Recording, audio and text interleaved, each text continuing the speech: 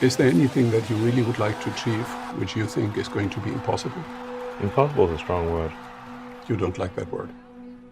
Well, it's a strong word. I mean, I sort of approach things from a physics standpoint, and the word impossible is, more or less banned in physics. Make sure you have a good pain tolerance. There's a friend of mine who has a phrase for starting a company, is that it's like eating glass and staring into the abyss. And for those who have started companies know what I mean. It's pretty hard. You want to do projects that are inspiring and that make people excited about the future.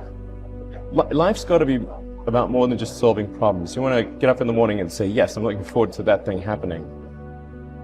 Is that how you see the world? Do you see the things that don't work and can be made better? No. I don't sort of look at things and say, okay, what's the rank ordered business opportunity from a financial standpoint or anything like that.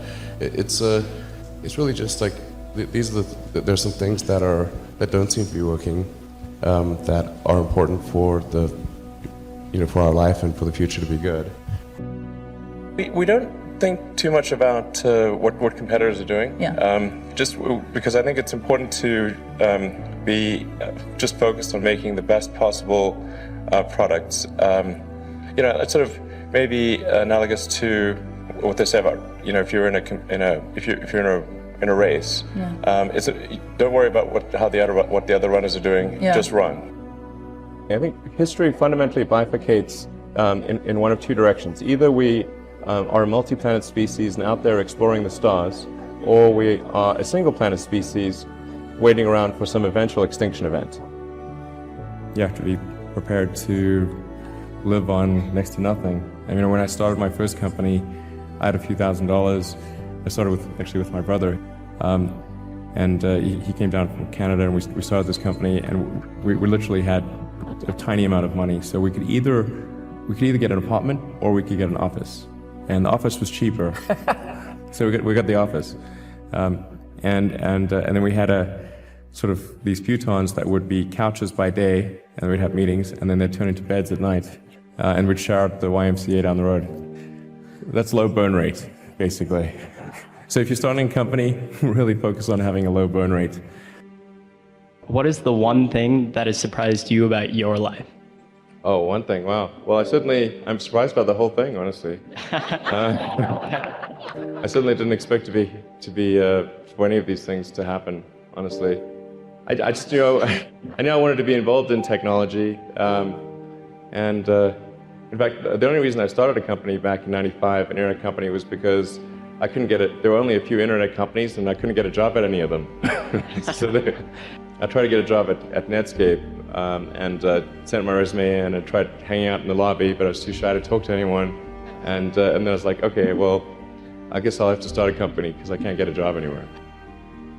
The thing that gets me most fired up is that creating a self-sustaining civilization on Mars, it would be the greatest adventure ever in human history. It would be so exciting to wake up in the morning and think that that's what's happening. When do you think you'll be able to achieve the aspiration of SpaceX of actually moving people to a place like Mars? Well, I think we could probably send the first person in about 12 years. Wow. Will you be that person? Only if I'm confident that SpaceX will be fine if I die. That's, if I was confident that the mission would continue if I wasn't around, then I would do it. It's kind of amazing that this window of opportunity is open for life to go beyond Earth. And we just don't know how long that window is going to be open. But I'm surprised that one topic seems not to be too fascinating for you, and that is the project of longevity and increased lifespan significantly. Why are you not passionate about that? You're not personally interested in living longer? I mean, I don't think we should try to have people live for a very long time. It would cause ossification of society, because the truth is, most people don't change their mind; they just die. And so, if they don't die, they will be stuck with old ideas, and society won't advance.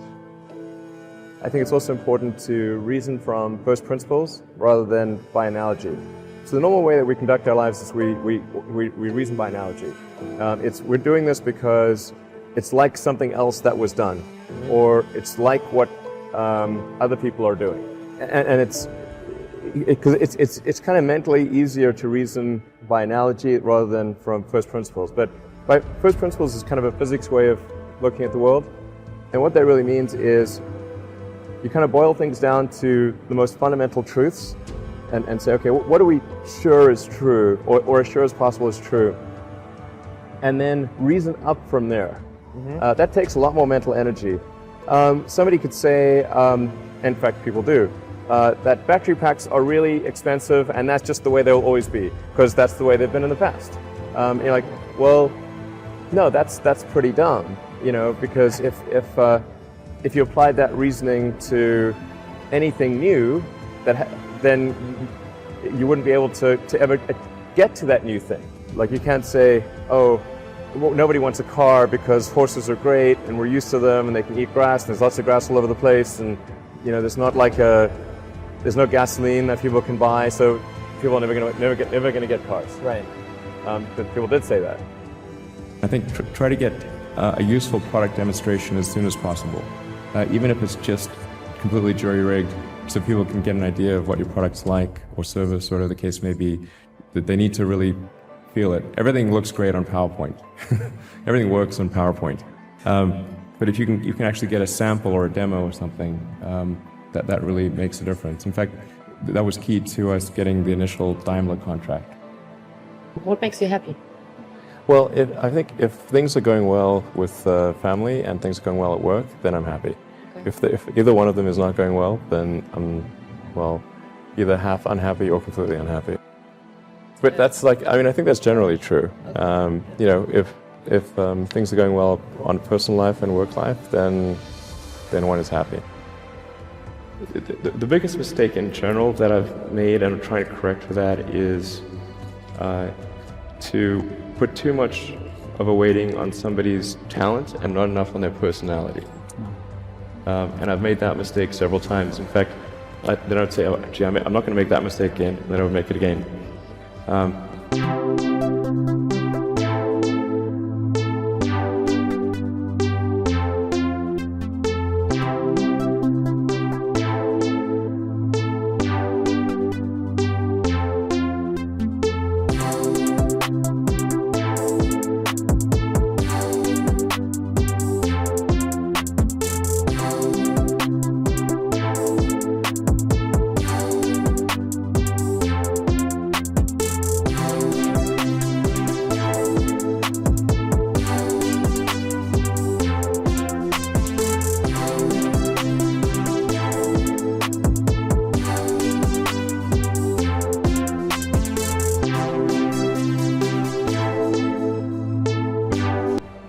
And I think it actually matters whether somebody has a good heart.